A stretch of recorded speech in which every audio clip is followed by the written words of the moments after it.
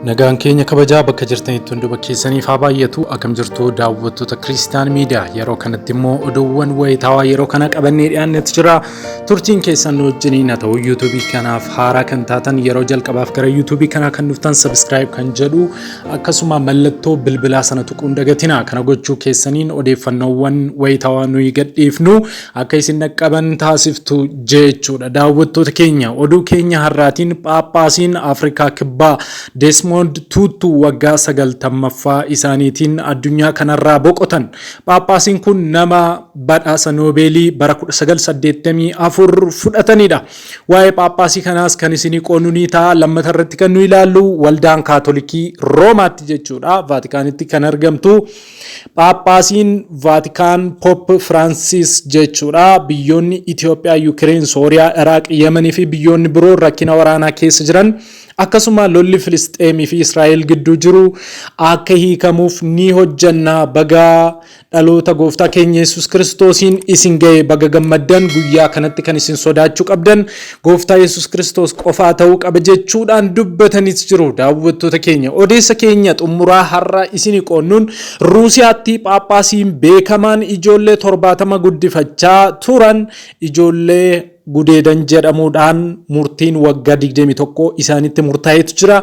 Kanaaf kan kana fakkaatan qabannee dhiyaannee jirra. Bal'ina isaa nurraa argattu jechuudha. Beeksisa sekeendii muraasa booddee walitti deemna.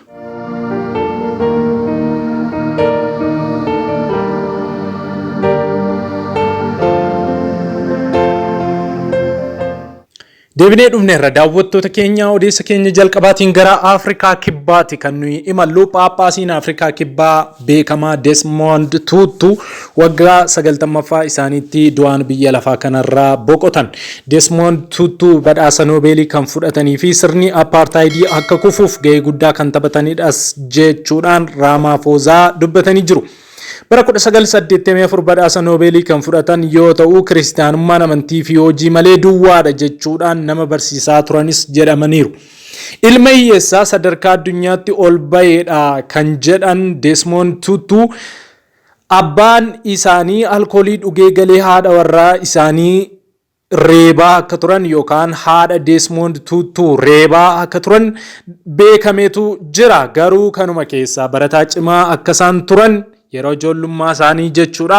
Kaayyoon isaa jalqabaa immoo ogeessa fayyaa ta'uudhaaf saganteeffatee akka turellee dhagahametu jira.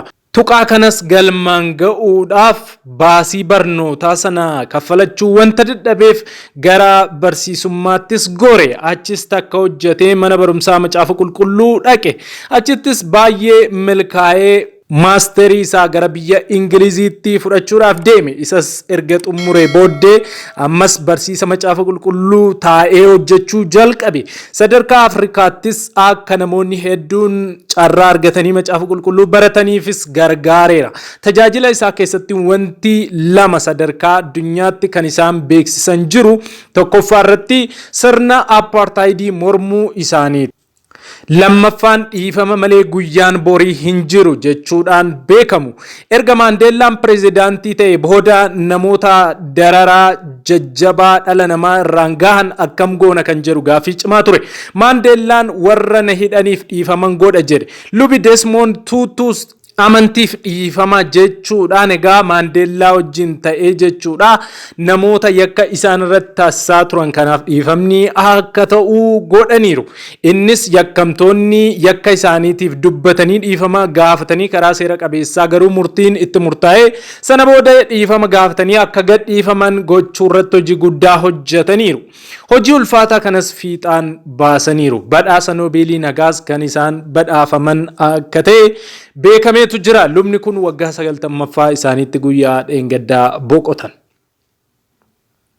Odeessa keenya lammaffaatti yommuu darbinu waldaa Kaatolikii Roomaa Vaatikaanitti Phaaphaasii kan ta'an Pope Francis biyyoonni akka Itoophiyaa, Yuukireen, Sooriyaa, Iraaq, Yemenii fi biyyoonni biroon rakkina waraanaa keessa jiran furmaata argachuu akka qabu dubbatan. Akkasumas lola Filisxeemii fi Israa'el gidduutti waggaa 10f turaa jiru kana akkasuma Maayinaamaarii fi Afgaanistaanittis jecha isaanii keessatti akka kaasanitti nagaa akka argataniif kadhachuu fi nagaan akka argamuuf hojjechuu qabnas jedhaniit jiru. Paappaasiin kun itti dabaluudhaan Libaanoonitti rakkoo ikoonoomii mudateefis deeggarsi godhamuu fi akka qabu maanguddoon waggaa 85 kun ibsaniiru. Galgala kanas sodaa tokko qofa qabaachuu qabna, innis sodaa Kiristoosidha jechuudhaanis dubbataniitu jiru. Ruusiyaatti Paappaasiin beekamaan ijoollee 70 guddifachaa jiran ijoollee gudeedan jedhamuudhaan murtiin waggaa 21 itti murtaa'ee karchallee galan. Odeessi Ruusiyaadhaa BBC'n qabatee bahee akka agarsiisutti maanguddoon kun namoota guddifachaadhaan ofitti fudhatan kanarratti gocha ciggaasisaa raawwatan jedhamuudhaan mirgii fi ulfinni namummaa akkasuma lubummaa isaanii irraa ka'uudhaan mana hidhaatti geeffamaniiru. Bara 1990 kaasee maqaa gaarii namni qaban kun namoota naannichaa biratti maqaa gaarii qabaatan illee maatii kan hin qabne ijoollee naannichaa ofitti fudhachuudhaan gargaaraa guddisaa turaniirus jedhameera. Ijoollee guddisan kana keessa gaa'ela kan dhaabbatan illee hedduun akka turan dhaga'ametu jira. Maqaan isaanii Nikolai Stremsikai kan jedhaman kun bara 2019tti namoota 7 gudeedan jedhamanii gara mana murtiitti dhiyaatanis yakkicharraa bilisa jechuudhaan waakkatanis manni murtii biyyattii waggaa 21f adabuu isaa BBC'n gabaaseetu jira. Namoota Paappaasii kanaan dirqamaan gudeedaman jedhaman keessaa namoonni gaa'ela dhaabbatan illee akka turan dhaga'ametu jira. Egaan daawwattoota keenya odeeffannoo wayitawaa nuyi har'aaf qabannee dhiyaanne kanneen hanga ammaatti daawwattanidha. Qophii keenya yoo jaallattan YouTube keenya like gochuu hin dagatinaa, subscribe, share gochuus hin dagatinaa isiniin jenna. Amma guyyaa boruu odeeffannoo dabalataa qabannee dhiyaannutti turtiin keessan wajjin haa ta'u. Gooftaan hunduma keessanuu isin eebbisu. Nagaadhaan tura.